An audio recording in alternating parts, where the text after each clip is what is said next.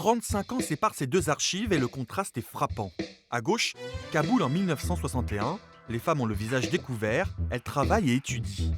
À droite, Kaboul en 1996. Les talibans viennent de prendre le pouvoir en Afghanistan. Et leur arrivée pose une question, quelles conditions de vie pour les femmes?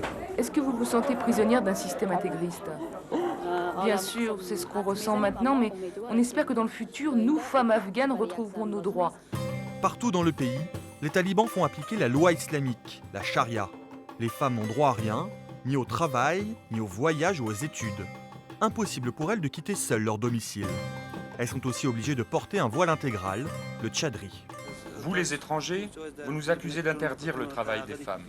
Et moi je vous réponds, les mollahs, nos chefs, décident ce qui est bon pour les femmes.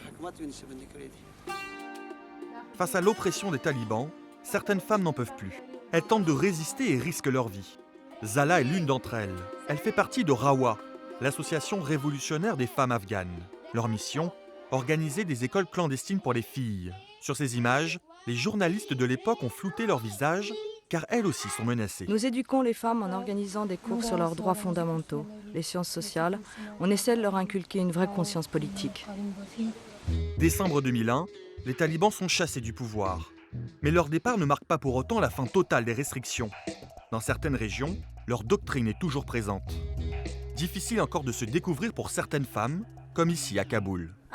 Je hais ce voile, cette burqa, je la déteste. Mais la résistance continue. À l'image de Malalai Joya. Elle a été députée afghane de 2005 à 2007, une fonction impensable quelques années plus tôt. Mais au Parlement, elle n'était pas respectée et sa parole dérangeait.